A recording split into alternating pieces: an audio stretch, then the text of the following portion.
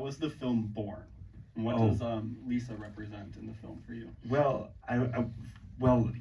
this was my second film because originally I do stage work, but this was my second film, and I kind of learned so much from Lisa because I was able to show her the movie, and she gave me amazing advices. And Lisa has been my mentor.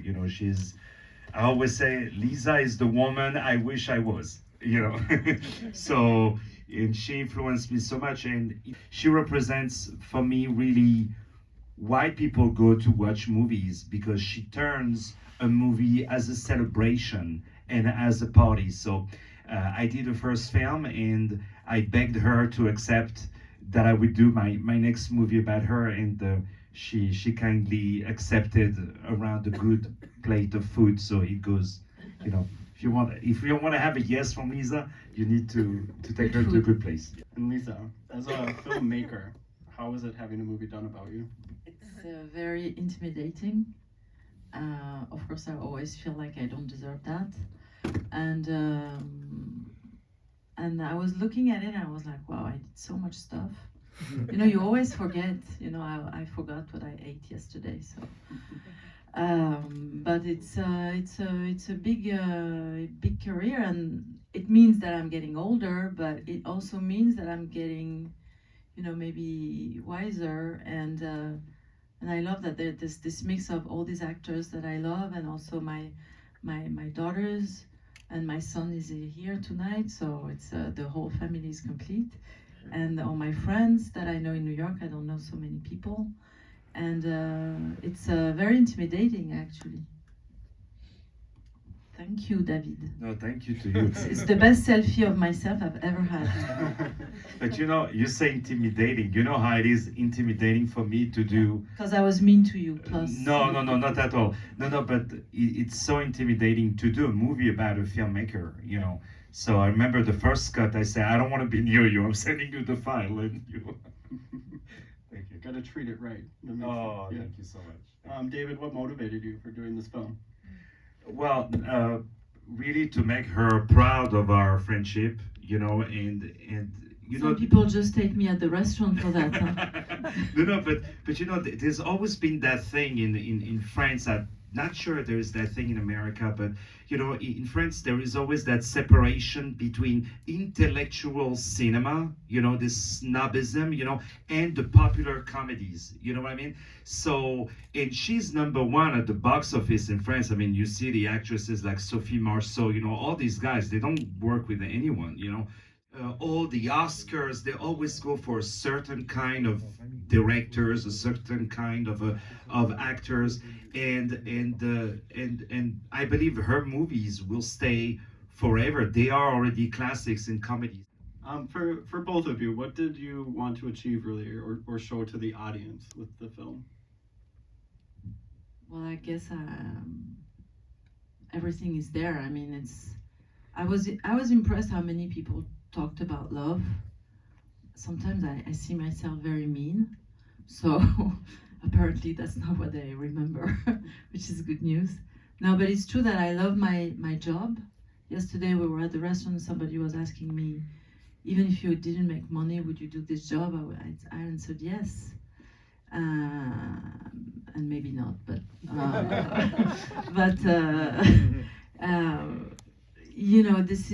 this is the only thing I know how to do. And for me, not only I make movies, but I tell stories. And the reason why I wanted to make movies is because I love the 1001 Nights of Scheherazade, who saves her life by telling stories to the king who wants to kill her every morning. And I realized that by telling a story, you can make peace in the world. And I think my biggest goal is peace in the world, for real. And I think it starts from peace in someone's heart. And my movies have the little pretension to make people more peaceful after they see it.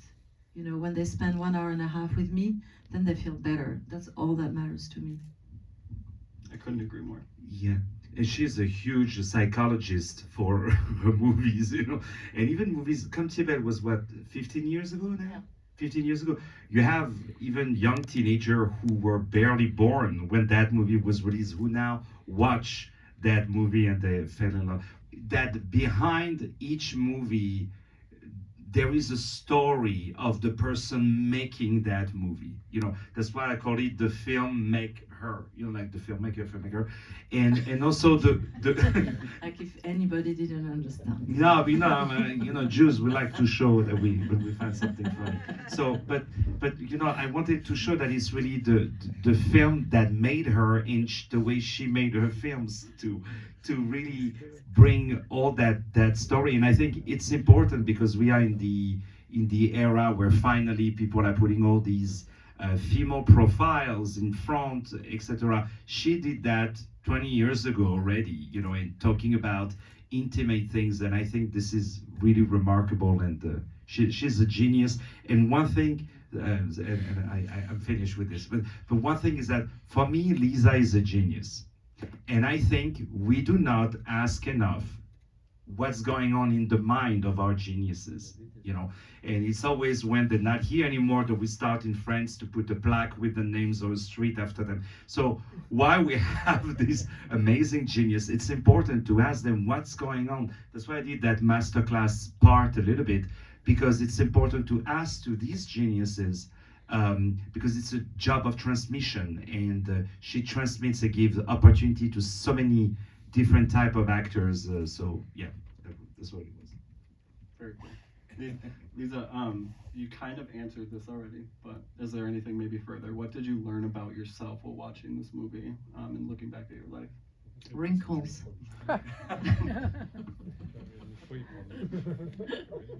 Yes, that'll happen. No, and you know, it's just that it's you know, in France there is no word for boundary. It doesn't exist. We don't have it in the vocabulary. So what I realize is that I have no boundary between my real life and my movies, and this is how I want this total authenticity. And you know, in the era of fake images and AI and social media, where everything is becoming, can you say faker and faker? Well, I'm going more and more authentic each movie. This is what matters to me, because authenticity is the direct arrow from one heart to the other. Wow, I just made that. That's crazy. 100%. How was it for you in France when you were first starting out? Did you have many obstacles, or did you run into a lot of issues? Or I commend you for having such an incredible body of work, and just wondered about obstacles. Thank you. Actually, you know, when they do a survey, they understand that movies, usually the choice of choosing a movie is largely made by women. So there is like a market, and where there is a market, there's less misogynists, you know, because they know that women are the influencer to, you know, bring men into the theaters. So that's why, as a woman, I never felt like they wouldn't give me a chance. And in France, it's much less bizarrely, because it's a very much more misogynist country than America. But for movies, they give the chance to women, because we had like some very famous women like Agnès Varda or people like that, who had like Palme d'Or in Cannes and who were very recognized. So they always felt that you can maybe make money with women. And when they feel like you can make money, then they're nice. If my first movie was a terrible flop, but the first movie I made just by myself was a huge hit. If it wasn't a hit, then maybe I wouldn't have done a second one, that's for sure. Because they don't forgive as good a woman than they would a man, that's for sure. But all my movies were kind of hits. So some, of course, much bigger than others. But I never felt that being a woman was a problem. And now, you know, by law, they are forced to take women. So, and we just don't do the same movies. We address, it's not, I don't care about who's doing the movie, actually. I love, you know, I love men. I love when men do movies. What I care about is what the movies talk about. And it's true that when men do movies, it's more about the exterior. Society, war, police, murders, all these things. And I'm more about what's happening in a family, what's happening in a heart, what's happening between two people, between a love story, because this is where the world starts. It actually starts in the belly of a woman. So I'm interested in this belly, you know. I'm interested because this is what's going to make the future war or the future peace. And this is what I want to go through. And I don't have any answers about that yet. I was gonna ask which movie are you the most proud of? The next one, for sure. But of course, I'm proud of LOL because it's the only one I did. What I really want to do is remake, you know, and it's been like 5 million people saw it on the screen, and more than 30 million people saw it today. So it's a huge movie, and it's great to have a movie like that in a career. What advice would you give a future filmmaker? My son is about to graduate from college, and he wants to do exactly what you're doing, directing and screenwriting, and be a successful filmmaker. So I guess when I started, you know, there was no iPhone. So to film something, you had to rent a camera, to be on 35 millimeters. I mean, it was super expensive. Today you have an iPhone, you can do whatever you want. So all you need is to trust yourself, never give up, and do whatever you can to be seen and to make movies. Today someone can edit, do the movie without leaving his room, you know. So the most important thing for me is the script, to have a good script, a good story, something that you can tell whether it's in 1 minute, 2 minutes, 2 hours, it doesn't matter, but just to have a point, to make a point, to be very precise on that point, like an arrow, once again, and you have to get into the middle of the target. But you can do this with an iPhone, and the thing is, whenever people say this is shitty, this is not good, you listen, but you never drop. Because the difference between all my friends who did it and the ones who didn't do it is the one who dropped. But I want to thank everyone that you watched, basically me.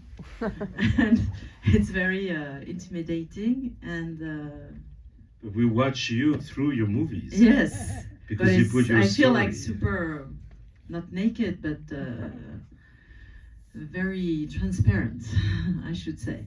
And thank you very much, David, because honestly I was like, what is he going to talk about? And finally there are some topics there.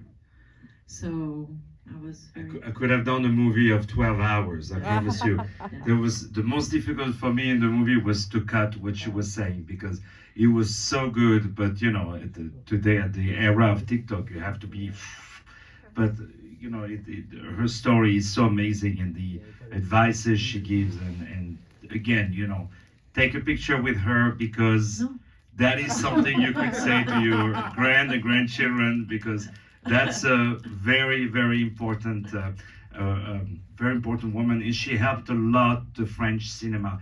And there's a lot of female filmmaker in schools who decided to be filmmakers because there was Lisa. You know, that is also important. And she spoke about how the system of French movies in France, there is a tax on each ticket of movies, you know, the CNC, you know, a CNC $1 or $2 that goes into this big box of French movies that help to produce new movies. So with all the dozens and dozens of millions of dollars that she brought, thanks to her, a lot of movies are done. That's why she must be celebrated, and she must be really celebrated, and we must party and dance around her, you know. So, so thank you, Lisa Azuelos. Thank you very ladies and much. Thank gentlemen. you for everyone.